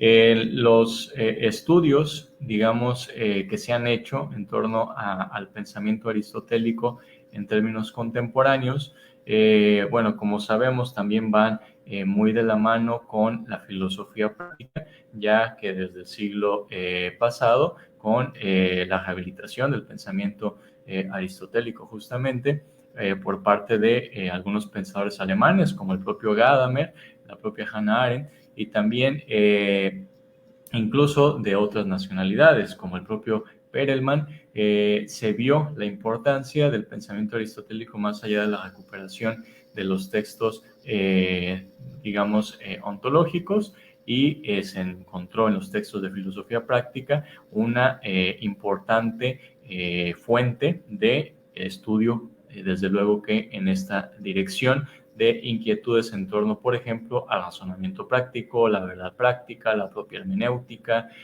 planteamientos que estaban justamente en ese momento a considerarse con suma importancia, es decir, el replanteamiento, por ejemplo, de la noción de verdad después de la concepción moderna de la verdad como esa certeza y con estas connotaciones de universalidad. Ahora se planteaba más bien la concepción de una verdad un tanto más cercana a lo que ya desde Aristóteles se conoce como verosimilitud, es decir, no relacionada con la necesidad, sino más bien con la contingencia, la posibilidad, etc. Entonces, en ese sentido se hace esa recuperación del pensamiento aristotélico y se encuentra que en textos como la Ética a Nicómaco no solo hay consideraciones propiamente éticas, sino también de carácter lógico, porque Aristóteles está preguntando también ahí por el método apropiado para esta ciencia que sería tanto la ética como la política, que buscan hablar de lo bueno. Entonces, por eso es la recuperación de este texto. En el caso de retórica también hay una recuperación importante, porque desde luego que ahí el propio Aristóteles desde el inicio plantea que no se trata en la retórica únicamente de un discurso ornamentado que pueda funcionar para la mera palabrería o para la propia adulación del otro con fines arbitrarios, sino que en primer lugar la retórica debería de ser, obviamente desde una perspectiva filosófica, una retórica que ponga énfasis, que ponga un nutrido esfuerzo en la argumentación. Es decir, que la retórica es, en primer lugar, argumento. Estos argumentos, desde luego que van a estar tipificados de cierta forma que a continuación explicaré. Pero de entrada, por eso la importancia de retórica. Entonces, esta argumentación ahí también es un tipo de razonamiento, es un tipo de logos entendido como razonamiento, y no solo se trata de un texto que nos va a hablar de cuestiones estilísticas del lenguaje o de cuestiones que en términos contemporáneos pudiéramos denominar como únicamente oratoria en términos pragmáticos, es decir, como un manual de oratoria. Y tampoco únicamente como una psicagogía, es decir, un estudio de las pasiones del alma, decían los propios griegos, sino que se trata también de un razonamiento que hay que estudiar en primer lugar, porque si falta entonces la retórica persuasiva no sería tal, ¿sí? Sería mera palabrería y ahora sí, mero sentimentalismo, y no habría una connotación ni ningún tipo de valor en términos filosóficos. Por eso entonces la consideración de este texto. Bueno, dada esta introducción, desde luego que estos trabajos se vieron nutridos, desde luego por los propios estudios aristotélicos de especialistas contemporáneos. En primer lugar, el propio Alejandro Vigo, Enrico Berti y Pierre Aubin. Estos autores señalan, entre otras cosas, el valor que tiene, desde luego, la filosofía aristotélica, más allá de los cánones posescolásticos y también más allá de la tradición únicamente, podríamos decir, en esta división analítico-continental, más allá de lo analítico, también un valor continental en estos temas. Bueno, entonces, estos estudios justamente nos ayudaron a encontrar que hay por lo menos 4 formas o 4 tipos de razonamiento que el propio Aristóteles estaría desarrollando en el corpus de sus obras. ¿Estos cuáles son? El primero tiene que ver con este razonamiento que, más que decir lógico, para no limitar el término lógico a este tipo de razonamiento, sería más bien analítico, ¿sí? O un razonamiento científico, entendiendo por científico, desde luego, que esta relación que tiene con la episteme, no con la noción de ciencia contemporánea únicamente reservada a este método universal matemático, sino más bien al término aristotélico de ciencia, justo como aquella compilación, o mejor dicho, aquel esfuerzo sistemático por llegar a la episteme. Entonces, este razonamiento científico, este silogismos epistemónicos, es justamente aquel que se estructura de forma silogística a partir de una estructura de 2 premisas y una conclusión, donde hay una premisa mayor, una premisa menor y desde luego que la conclusión.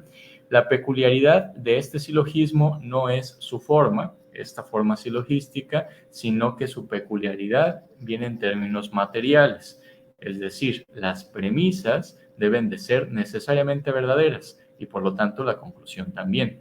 En ese sentido, este tipo de razonamiento aspira a una verdad apodíptica, es decir, a una verdad necesaria. Eso es lo que caracterizaría a este tipo de razonamiento analítico que Aristóteles desarrolla sobre todo en su texto de los Analíticos Segundos. Ahí encontramos muchos más detalles, desde luego en términos formales y también materiales para tipificarlo. Entonces, uno pudiera pensar que se trata únicamente en términos de lógica aristotélica de ese tipo de razonamiento, como el único desarrollado por Aristóteles, el único válido y el único incluso aplicado por él. Pero indagando un poco más y siguiendo también las indicaciones justamente de Enrico Berti, esto no estaría correcto. ¿Por qué? Porque tan solo habría que considerar la dialéctica, es decir, el texto de los tópicos de Aristóteles, para darnos cuenta que existe otro tipo de razonamiento que él desarrolla y que de hecho es el que podemos decir que aplica con mayor claridad, con mayor contundencia en sus propios textos. ¿En qué consiste este tipo de razonamiento, este dialécticos silogismos? En términos formales es semejante al silogismos epistemónicos. La diferencia está en términos materiales. Es decir, las premisas ya no son necesariamente verdaderas en el caso del razonamiento dialéctico, sino que basta con que sean probablemente verdaderas para aspirar justamente no a una verdad necesaria, sino a una opinión probablemente verdadera o a una verosimilitud. Aquí entran en juego, desde luego, estos conceptos de que tienen que ver con las nociones comunes, ¿sí?, que Aristóteles va a desarrollar en tópicos justamente, ¿sí?, los famosos endoxa. Los endoxas son aquellas nociones comunes aceptadas por todos, por la mayoría o por los más reputados de una comunidad específica, ¿sí? A partir de esas nociones comunes se toma cierta cosa como una verosimilitud o como una certeza, lo más cercano a una certeza. Sería en ese sentido lo que aspiraría este razonamiento dialéctico. Entonces, el razonamiento dialéctico aborda justamente temas que tienen que ver con lo contingente, lo probable, mientras que el razonamiento científico aborda temas que tienen que ver con lo necesario, es decir, con temas de las matemáticas, específicamente de la geometría de tipo euclidiano. En el caso de la dialéctica, el campo de acción es muchísimo más amplio, porque abarca la contingencia en su dimensión, diría Piero Bank, en su dimensión tanto física o cósmica como en su dimensión humana, ¿sí? Para hablar de la física como para hablar de la praxis, en términos de contingencia. ¿Por qué? Porque ahí estamos hablando ya de una realidad ontológica distinta, o una premisa ontológica distinta. En este caso, entonces, tenemos ya dos tipos de razonamiento, los cuales están en el órgano. Pero decíamos al inicio que hay que ir más allá del órgano para encontrar otras nociones o otros tipos de razonamiento, otros tipos de logos, también propios del pensamiento aristotélico. Señalaba la ética en Nicómaco justamente porque ahí hay otro tipo de razonamiento que es el razonamiento práctico. Ya nos avisa Vigo desde el principio de sus estudios sobre la ética Nicómaco que este es un tema desde luego controversial de qué se puede entender por razonamiento práctico, si se trata de un razonamiento deliberativo o si se trata de aquel razonamiento que explica la producción de la acción. Él da razones para sostener que se trata más bien de lo segundo, es decir, que el razonamiento práctico es aquel que da cuenta del proceso de producción de la acción. ¿Qué quiere decir esto? Que se trata también de una estructura silogística, pero esa estructura silogística estaría comprendida de la siguiente forma. Una premisa tendría que ver con la parte del razonamiento como tal y otra tiene que ver con una parte orética, ¿sí? Es decir, del deseo o del fin. En un caso se trata de ubicar cierto fin que se busca alcanzar y en el otro caso se trata de encontrar los medios apropiados para alcanzar dicho fin. Entonces, cuando se trata de buscar los medios adecuados, estamos hablando de una premisa que está relacionada más bien con la cuestión, desde luego que lógica, mientras que en el segundo caso es con la cuestión ética de la teoría de los fines. ¿A qué va a llevar esto? Que una vez que tenemos un fin y unos medios para este fin, podemos suponer o derivar justamente una conclusión. Pero la diferencia es que la conclusión de este razonamiento no será un enunciado, ¿sí? No será una verdad en términos teóricos, apodípticos, ni tampoco una verosimilitud. Será la acción misma, ¿sí? La acción misma es la conclusión de este razonamiento práctico. Por eso explica la producción de la acción, ¿sí? Por ejemplo, deseo tomar agua, deseo beber, tengo sed, ¿no?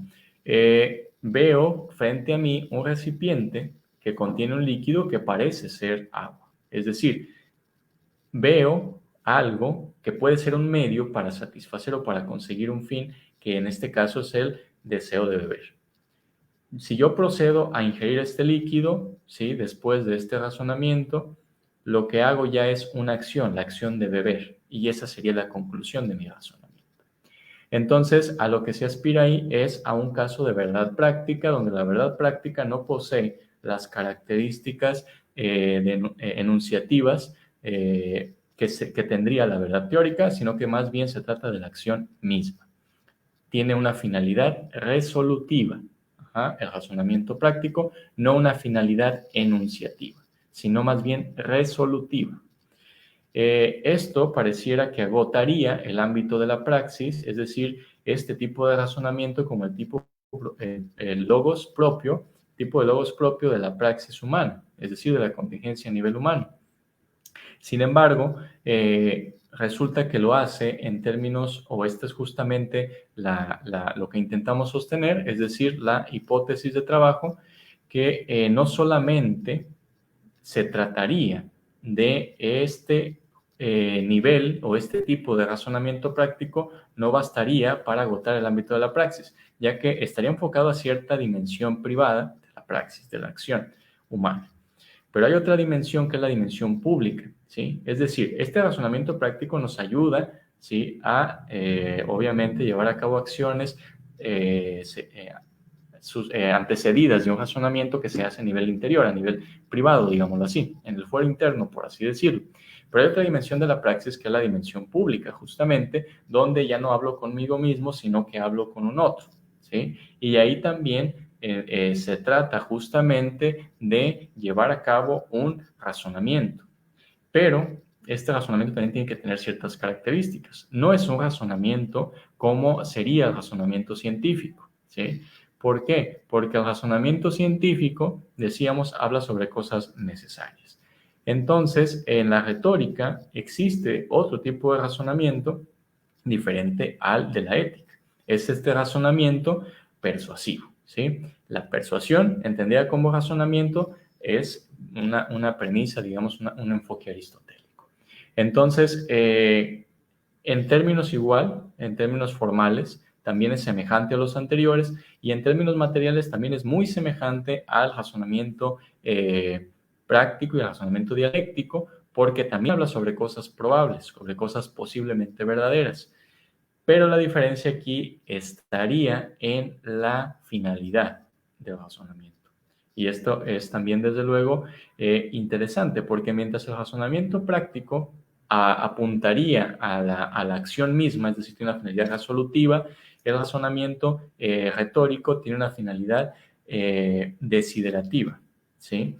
Es decir, una finalidad de deliberación con el otro.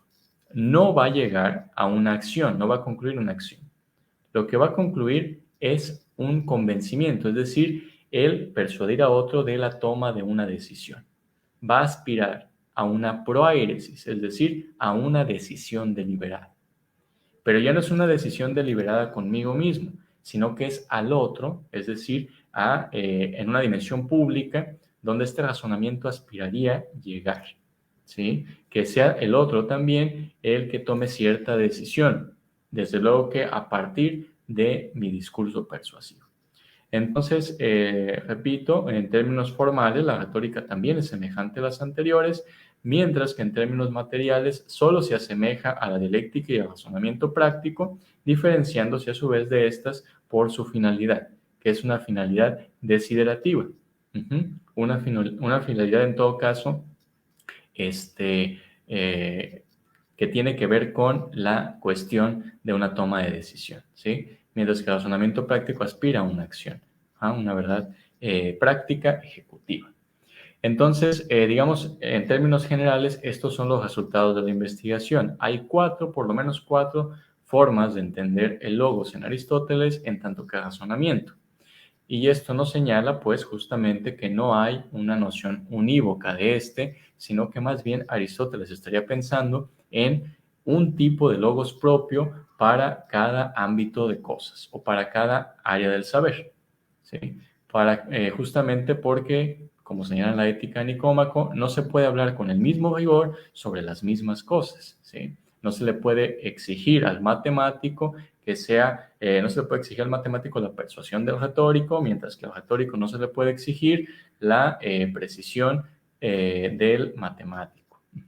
Entonces, es justamente en esos términos que podemos hablar de un caso también, como en el logos, como un caso de lo que en el caso del ser es la pluralidad, es decir, un caso de polisemia, donde también se dice el logos de varias formas. Ajá. ¿Y por qué hago esta semejanza con la famosa consideración ontológica de Aristóteles, donde lo que es, to on, se dice en varios sentidos? Porque si decimos que el logos es aquello que nos permite dar cuenta de lo que es, y lo que es anterior a logos, y si lo que es se dice de varias formas, entonces el logos tendría que decirse a su vez de varias formas, cada una de ellas propia a las formas en que lo que es, valga la redundancia en la expresión. Entonces, bueno, eso es a lo que llegamos en este esfuerzo teórico que tiene lugar en la maestría para señalar de estas consideraciones a nivel lógico respecto a el pensamiento aristotélico, en específico sobre el tema del logos, haciendo énfasis en la necesidad de conectar diferentes textos para tener una interpretación y una comprensión más amplia del pensamiento aristotélico, y desde luego que la actualidad que esto tiene, que esto sugiere, está presente, como les decía, en los estudios de la filosofía práctica y en los estudios de la hermenéutica, por lo menos. ¿Por qué? Porque en términos de la filosofía práctica, estas consideraciones nos dan juego para hablar del método, ¿sí? Para preguntarnos sobre el método propio de las disciplinas que tienen que ver sobre lo humano, y para hablar justamente del rigor epistemológico, de la base ética de estas propias disciplinas, partiendo del asunto de la dimensión ontológica de la contingencia, donde lo propiamente humano no es exacto o preciso como alguno de los ámbitos de las matemáticas, sino que más bien está sometido a la posibilidad, a la mera contingencia. Y en el caso de la hermenéutica, pues de luego que también nos da juego para el asunto de la comprensión de lo verdadero en términos justamente humanos, es decir, con un horizonte temporal históricamente condicionado y en constante diálogo entre, unos con otros, ¿no? Entonces, bueno, en términos generales, esto es lo que en esta investigación he encontrado y que con mucho gusto comparto con ustedes, para que desde luego, si hay alguna duda, comentario o quisieran profundizar un poco en algún punto, podamos hacerlo con mucho gusto. Muchas gracias. Muchas gracias, Ariel. Pues vamos ahora a la sección de preguntas. Creo que tu tesis se me hace bastante interesante, sobre todo ver diferentes concepciones de racionalidad. Bueno, la primera pregunta es de Edward Alejandro Herrera Torres. ¿A partir de qué edad escolar se propondría iniciar la materia de filosofía? O sea, ¿en qué año escolar sería conveniente? ¿Desde niños o poco antes de la adolescencia? Bueno, me imagino que va para nuestro compañero. Y ya, nomás les recuerdo, tenemos bastante tiempo. Sí, sigue. Bien. Bueno, ¿a qué edad escolar propiamente? Yo pienso que empezar con la secundaria y luego bajar a la primaria, ¿no? Empezar con la secundaria. Primero, en principio, porque los niños de por sí tienen esta característica propiamente de preguntarse, de cuestionarse.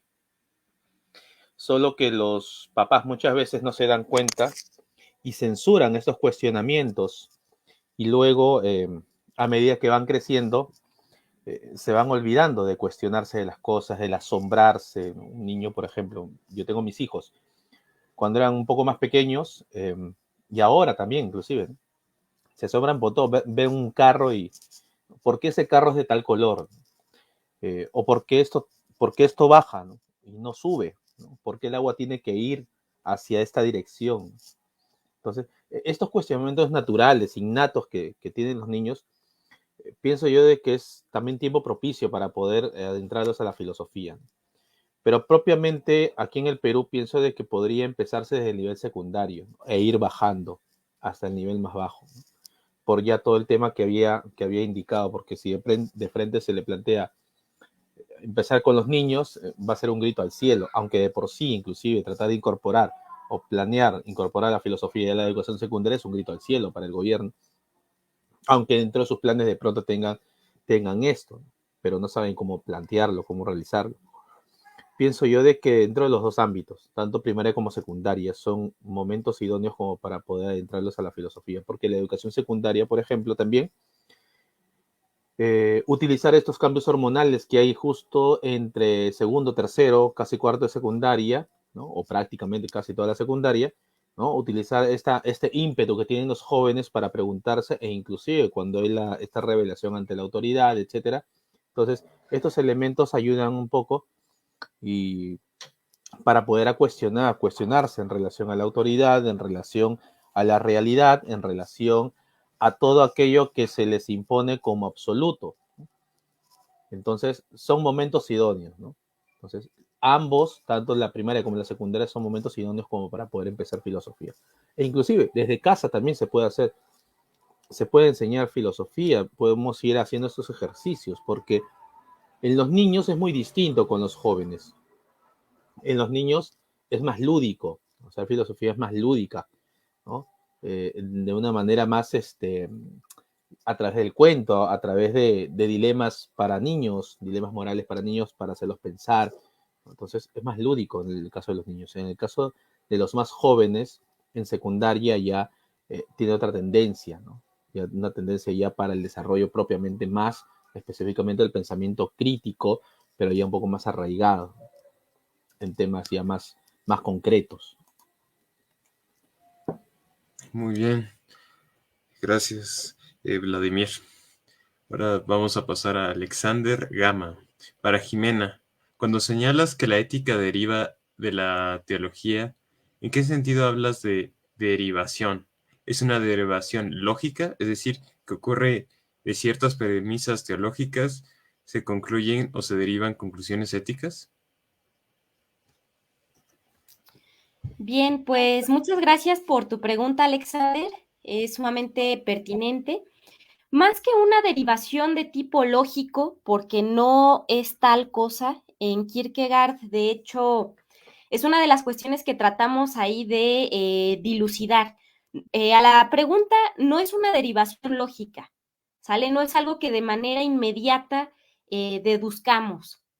Lo que ocurre es que a lo largo de todo el pensamiento kierkegaardiano es una asunción, si se quiere, es decir, en el sentido de asumir, ¿verdad? Esa ética, pero en un sentido más, ¿cómo lo explico? Voluntario, ¿sale? Para esto quiero como compartir una pequeña frase que puede tratar de dar respuesta a esto y que se enmarca en todo el pensamiento kierkegaardiano. Ser cristiano, y esto en su sentido ético, lo reitero, es algo mucho más profundo que una mera actitud religiosa, una decisión o una idea, y encuadre aquí una derivación lógica. Es algo mucho más profundo que todo ello. Se trata de un encuentro de tipo paradójico, y aquí otra vez la piedra de toque, lo paradójico entre eso trascendente que me rebasa y esa pequeñez inmanente que soy yo, ¿sí? Un encuentro de tipo paradójico que da un horizonte nuevo y significativo a toda mi existencia.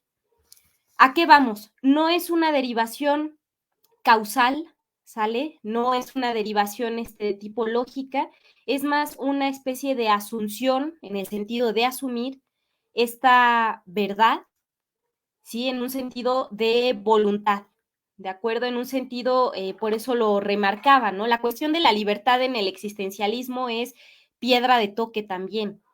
Entonces, antropológicamente hablando, es el sujeto el que decide si asumir o no esa paradoja o esa paradójica verdad que se hace manifiesto dentro del marco cristiano en la figura de un logos encarnado, ¿sí? De un logos encarnado que es aquí bien curioso porque yo tengo varias preguntas también para con Uriel. En este caso, este logos encarnado sí es unívoco, ¿sale? No es un logos equívoco, cual Aristóteles, claro, dentro de su marco. Ya en el cristianismo estamos hablando de un logos unívoco. Se deriva una ética a partir de la voluntad de cada uno de asumir ese aspecto trascendente y no tanto en un sentido racional o en un sentido lógico, sino más bien vivencial y existencial. Espero haber podido responder un poco a la pregunta, Alexander. Muchas gracias. Pues muchísimas gracias, Jimena. Ahora vamos a Luis Adrián. Bueno, primero, sí, Luis Adrián nos pregunta para Omar si la filosofía judía tiene un vínculo con su raíz mítica y cultural que hace particular su filosofía. ¿De qué forma crees que el cristianismo ha determinado el modo en que la filosofía, en que se filosofa en Occidente? Es una pregunta bastante interesante y bastante singular. Bueno, aquí habría que remitirnos propiamente a, por ejemplo, la manera en la cual los pensadores judíos valoran en demasía, por ejemplo, el cristianismo primitivo. Y que el cristianismo primitivo, por ejemplo, está dotado y arraigado bajo la lectura de ciertos pensadores, como puede ser el caso de Gershom Scholem, como una transición y una revolución religiosa, que justamente pone y plantea distintos elementos y distintas aristas hacia una forma distinta de vivir religiosamente, y no solo eso, sino también la forma en la cual se integran estos elementos constitutivos de una relación con el mundo, de una relación con Dios, de una relación con la comunidad e incluso con el propio hombre. En ese sentido, me parece que el cristianismo sí tiene una forma determinante, bueno, en primera instancia por el contexto histórico por el cual atraviesa y las distintas formas y amalgamas que tiene con la filosofía griega, y en ese sentido sí se compone de una forma muy singular, pero sí es, y me parece verlo de esta forma, como una transición justamente de este pensamiento, del pensamiento semítico, del pensamiento judío, de esta transición al cristianismo primitivo, en el cual sigue enteramente preñado de estos elementos y de esta renovación de la religiosidad judía y todas las consecuencias que tiene, también no solo eso, sino bajo la forma de comprender los elementos ya citados, la comprensión del mundo, la comprensión con Dios y la comprensión con el prójimo, y que como esta transición también determina una forma singular de hacer filosofía,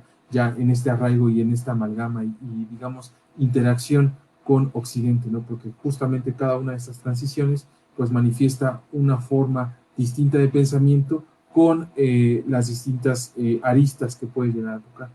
Es una gran pregunta. Muchas gracias, Luis.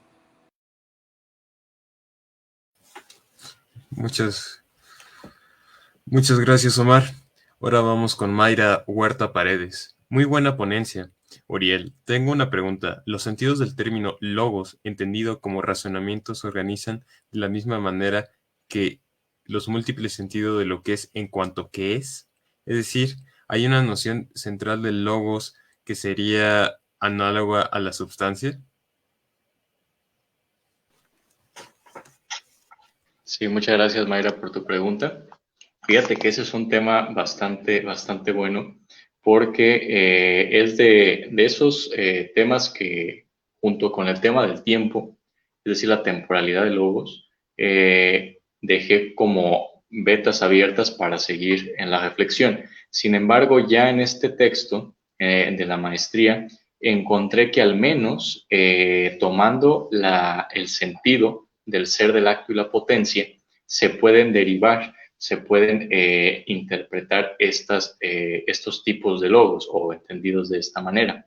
¿De qué forma? Donde el razonamiento, entendido como silogismos epistemónicos, estaría más relacionado con la forma de ser en acto, ¿sí? Y el asunto de la dialéctica, por ejemplo, y el tema del razonamiento práctico y el razonamiento retórico tendrían su raíz ontológica más bien en el modo de ser en tanto que potencia y a su vez en tanto que posible.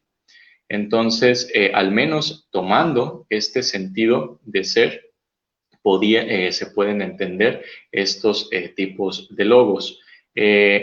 Más allá de esta esta definición, digamos, de estas dos formas de ser, no he llevado aún la investigación de forma más amplia. Sin embargo, sí alcanzo a ver cierta similitud, justamente como lo señalas tú, en porque bueno, vamos, en el caso también de lo que es en sentido equívoco, hay que recordar que no se trata de sentidos dispersos, sino que justamente hay un sentido focal, ¿no? Un sentido primario que sería la usía, y en el caso de logos, pareciera ser únicamente así, digamos, como una semejanza, no a un nivel tal demostrado, al menos en mis investigaciones, con el logos en tanto que apofánticos, es decir, el logos todavía en sentido apofántico, ni siquiera en un sentido ya más de razonamiento, ya más lógico, sino justamente en ese punto anterior que decía al inicio, que se pudiera entender el logos en su dimensión apofántica, como ese decir que devela, etc. A respecto, pues Heidegger justamente tiene varias consideraciones en las cuales apenas estoy indagando y que no me atrevería a dar una respuesta ya respecto a esas indagaciones muy concreta, porque apenas estoy en ello. Sin embargo, sí hay esa similitud, también la alcanzo a ver, pero habría que ver hasta qué punto se puede sostener.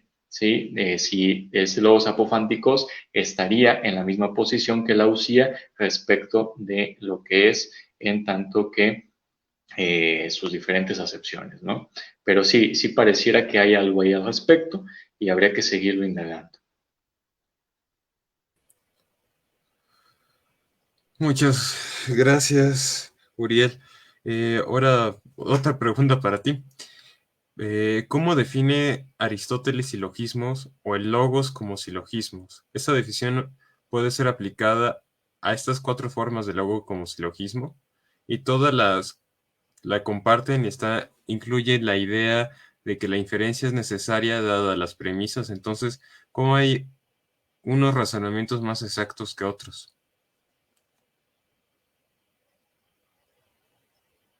Uriel. Aquí la respuesta que nos da Aristóteles en los analíticos primeros es justamente la siguiente. Un enunciado, digamos, la estructura silogística sería un enunciado en el que sentadas ciertas cosas, cito a Aristóteles, se sigue necesariamente algo distinto de lo ya establecido por el simple hecho de darse esas cosas. ¿Sí? Las referencias analíticos primeros, el libro 1, libro primero, capítulo 1, 24b, 18-20. Este seguirse necesariamente en virtud de esas cosas alude al hecho de que no se requiera de ningún elemento externo, contextual o subjetivo, es decir, anímico, volitivo o intencional, para que se dé necesariamente la conclusión en el caso del silogismo. Dicho de modo más específico, un silogismo se conforma por 3 enunciados de la forma S-P, es decir, sujeto-predicado, siendo 2 de ellos los que ocupan el lugar de las premisas, mientras que el restante es considerado como la conclusión derivada de los anteriores.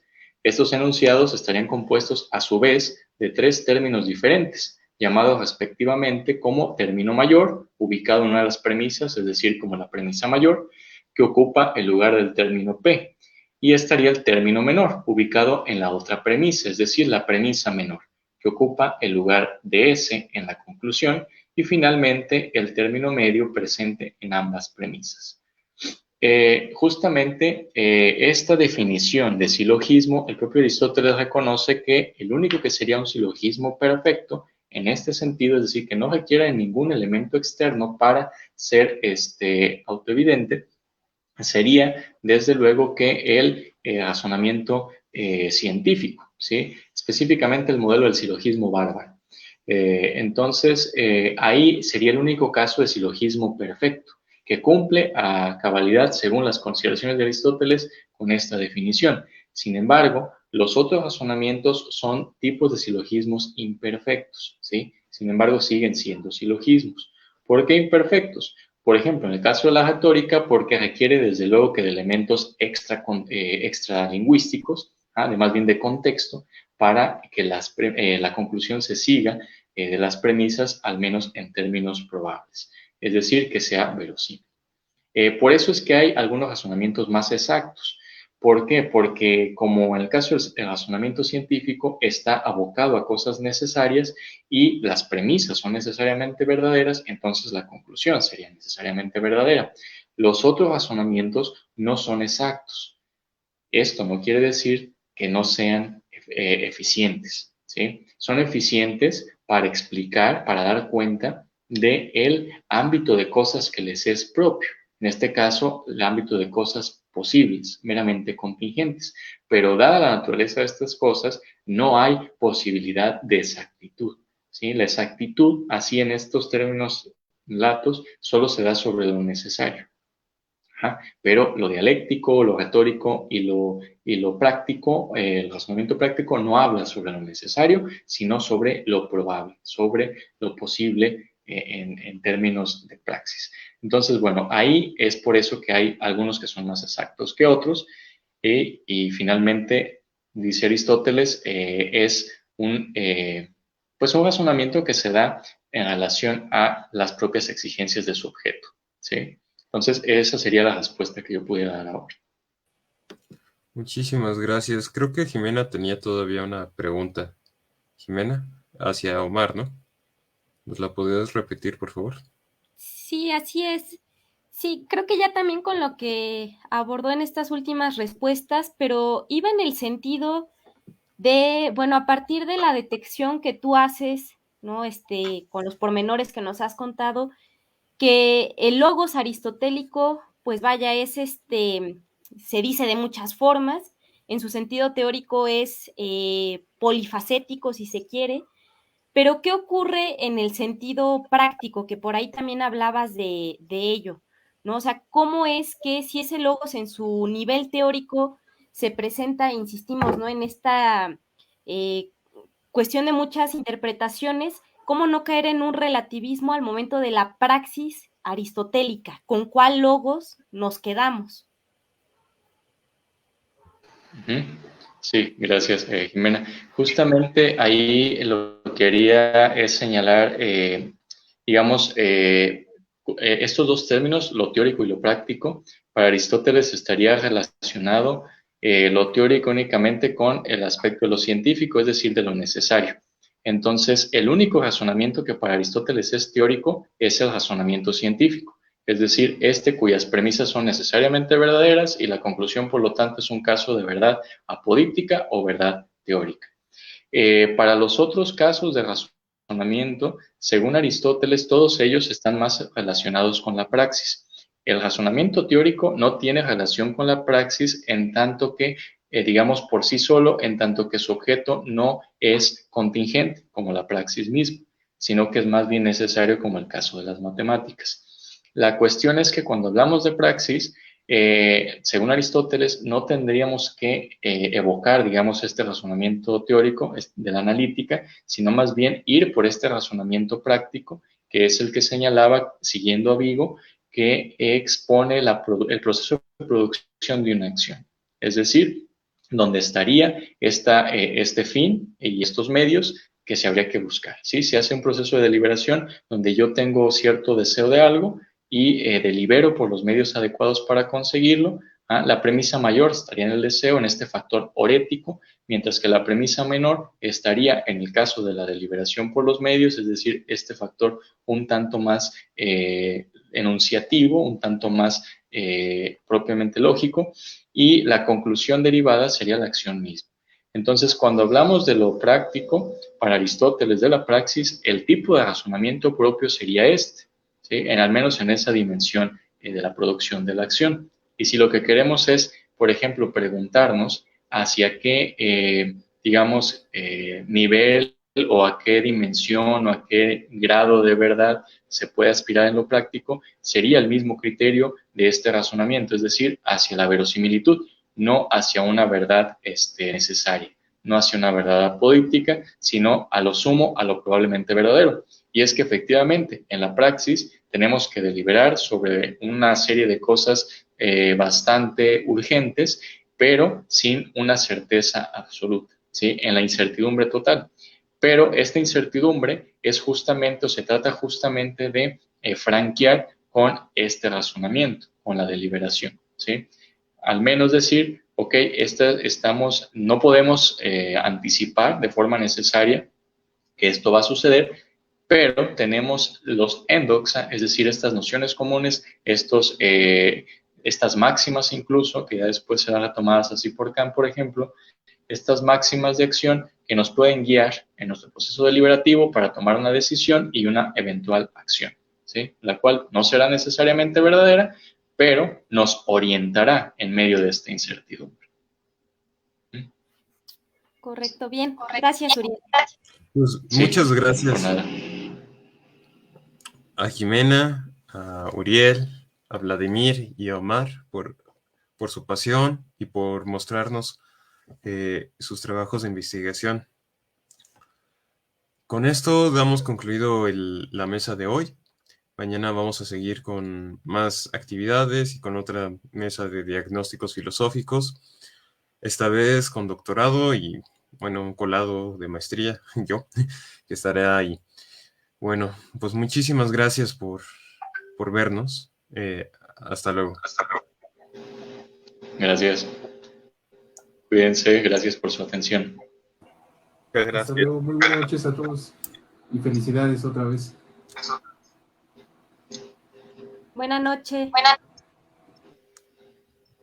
Quédense, bueno, 5 minutos.